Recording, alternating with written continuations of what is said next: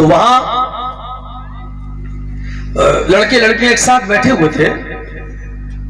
तो मैंने ये मना तो नहीं कर पाऊंगा, आजकल फैशन ऐसा है, तो मैंने ये कहा कि ऐसा करो कि लड़के एक तरफ हो जाए, लड़कियां एक तरफ हो जाए, एक साथ ना बैठे।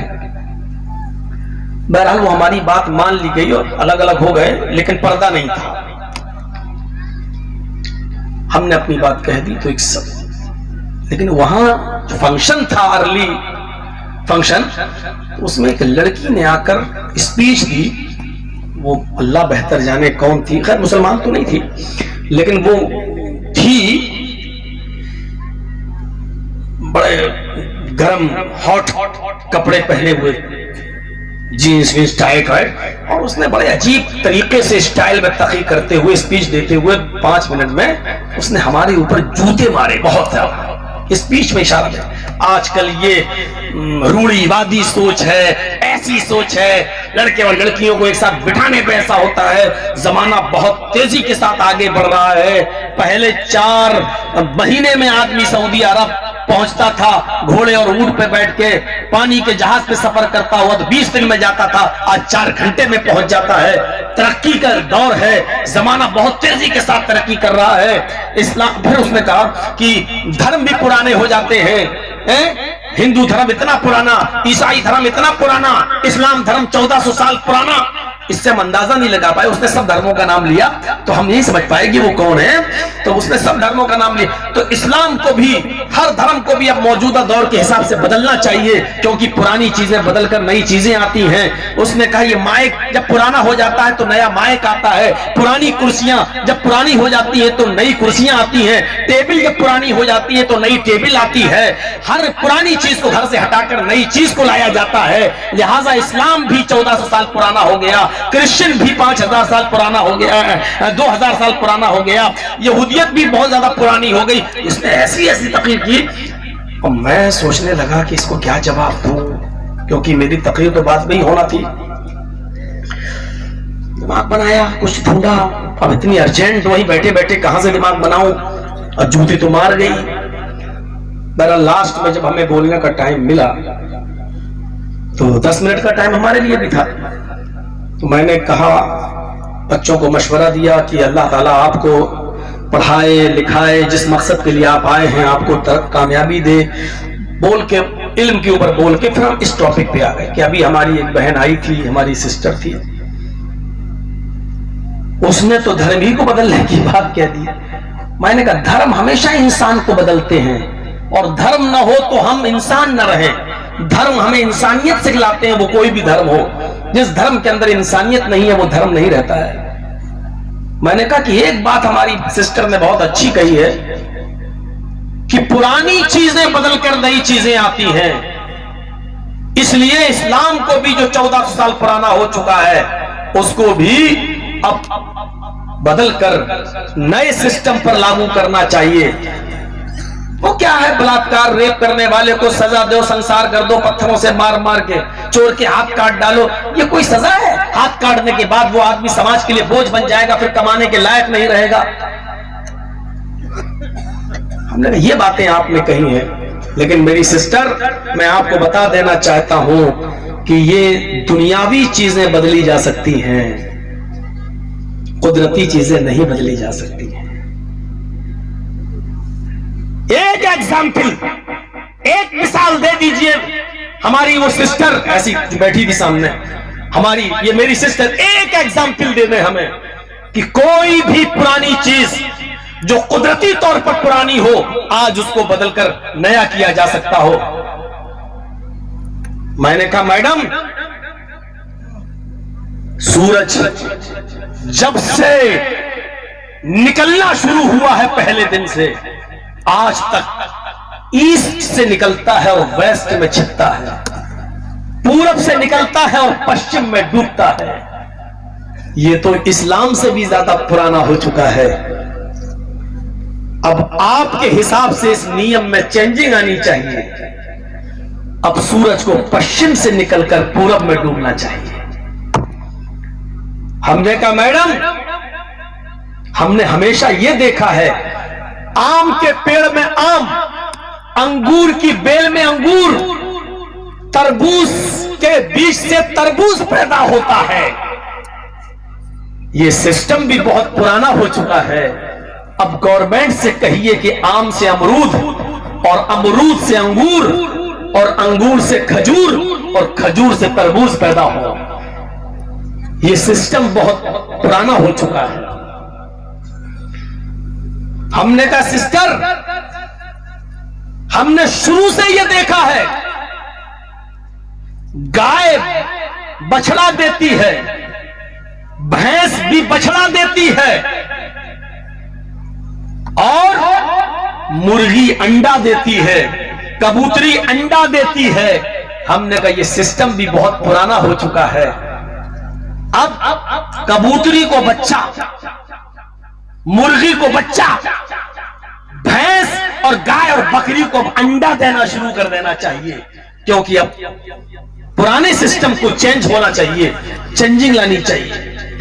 हमने कहा सिस्टर, हमने ये देखा है कि मां के पेट से पहले बच्चा पैदा होता है, फिर धीरे धीरे जवान होता है, लास्ट में बूढ़ा होता और फिर मर जाता है। ये नियम, ये सिस्टम भी बहुत पुराना हो चुका है। अब बच्चे को पैदा करने के बाद फिर उसको खिला पिलाकर 18-20 साल लग जाते हैं उसको बड़ा करने में। अब ये सिस्टम बदलना चाहिए। अब ऑटोमेटिक वो नियम होने चाहिए कि अब इतनी मेहनत ना करना पड़े पालने पोसने में, अब जवान ही को पैदा होना चाहिए और फिर बच्चा होकर धीरे धीरे मरना चाहिए। अब मां के पेट से पहले बूढ़ा पैदा हो, फिर जवान हो, फिर बच्चा होके मरे। ये सिस्टम भी बहुत पुराना हो चुका है, इसको आप चेंज करवाइए। अब वो हमें घूर के देख रही है। मैंने कहा इस तरह घूर के मत देखो, हम लोग तो मौलवी हैं, कमजोर दिल के, वैसे ही मर जाएंगे। ऐसे घूर के मत देखो सिस्टर, मैं बार बार बोल रहा हूं सिस्टर, इस नियम को आप बदलना चाहिए। अच्छा छोड़िए सिस्टर, ये सारे नियम को आप नहीं बदल सकती हैं क्योंकि ये आपके बस की बात नहीं है। चलिए अपने टीचर से कहिए, चलिए अपने टीचर से कहिए, सिस्टर बताइए 2+2 कितना होता है? आप बताइए, उसी से मैंने पूछा कितना होता है? कहते 2+2 4। हमने कहा 2 2 4 और 4 4 8। ये तब से पढ़ाया जा रहा है जब से स्कूल और कॉलेज की बुनियाद पड़ी हुई है और आज तक यही पढ़ाया जाता रहा है।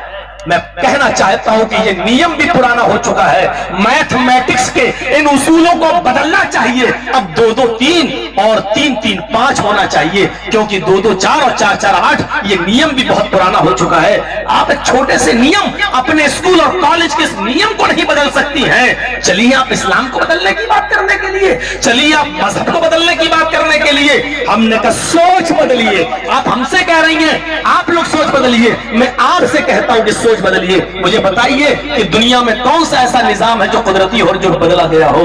कुदरती चीजें नहीं बदलती हैं। और मुझे कहना पड़ता है कि इस्लाम भी कुदरती मजहब है, इस्लाम भी कुदरत की तरफ से उतारा हुआ है, अल्लाह की तरफ से नाजिल किया हुआ दीन है, इसलिए ये भी नहीं बदला जा सकता है। इंसानों की बनाई हुई चीजें बदली जा सकती हैं, लेकिन अल्लाह तबारक व तआला की तरफ से नाजिल की हुई चीज नहीं बदली जा सकती। तो सोच बदलिए।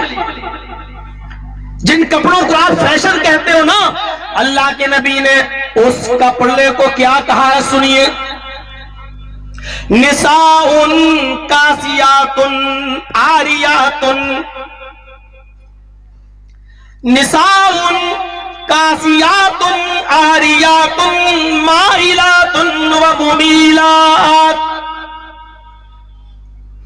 कयामत से पहले तुम एक जमाना देखोगे, कयामत से पहले तुम इस दुनिया में ये मंजर देखोगे, औरतें तुम्हें नजर आएंगी, लड़कियां तुम्हें नजर आएंगी, कासियातुन कहने को वो कपड़े पहने हुए होंगी, बराए नाम उनके जिस्म पर कपड़े होंगे, कहने के लिए तो वो कुछ ना कुछ पहने होंगी।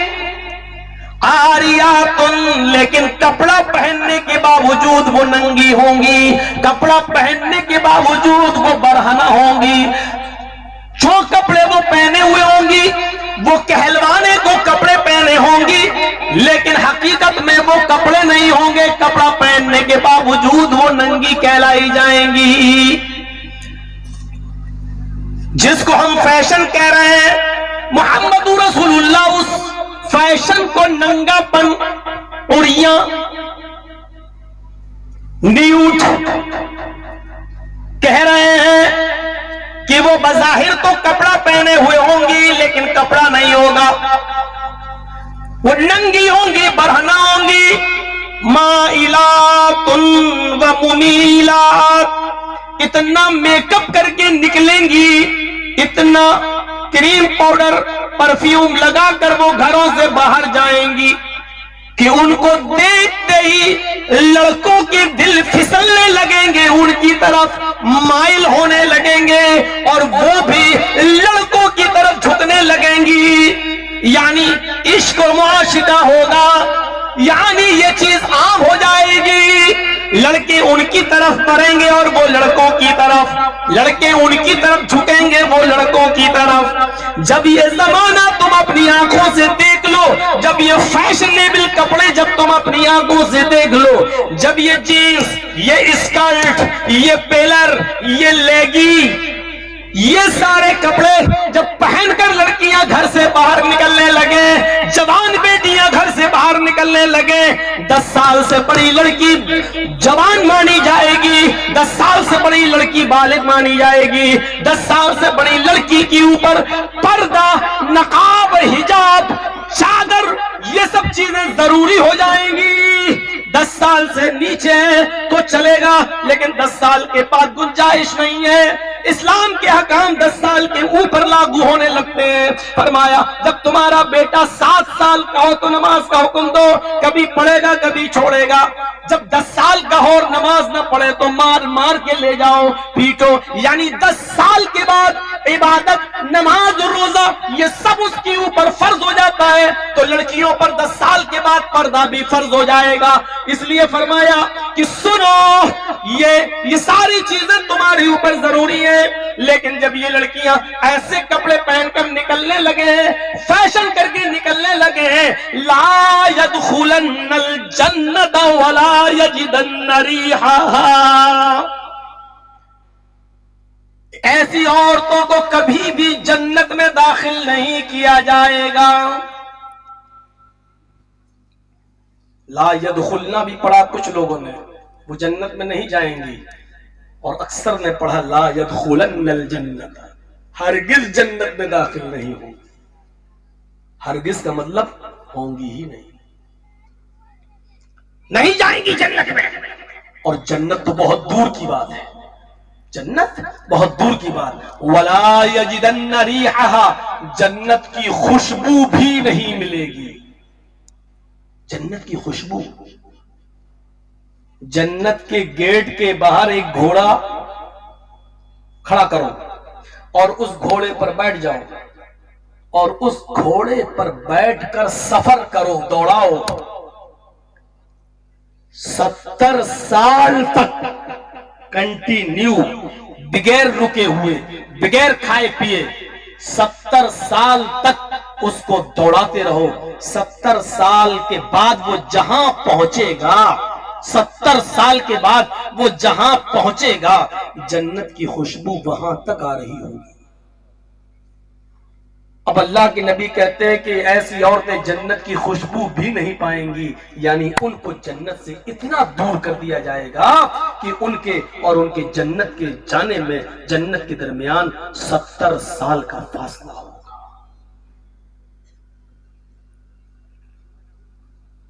सिर्फ सुना ही रहे, अमल तो होना नहीं। कल सुबह हमारी बच्चियां पहनेंगी वही जो पहनती आई हैं, हमारी औरतें कपड़े वही पहनेंगी जो पहनती आई हैं, उनमें चेंजिंग नहीं होगी। मौलाना साहब इतनी जल्दी अगर किसी ने अमल किया होता तो आप तो 18 और 20 साल से आ रहे हैं, कल या चक, मौजमपुर, लखीपुर, कितनी चेंजिंग देखी? कुछ भी नहीं। अगर इसका जवाब मुझसे पूछो कि जर्जी साहब 20 साल में आपने कितनी चेंजिंग देखी, तो जवाब ये होगा कुछ नहीं, उससे ज्यादा बेहूदगी और देखी।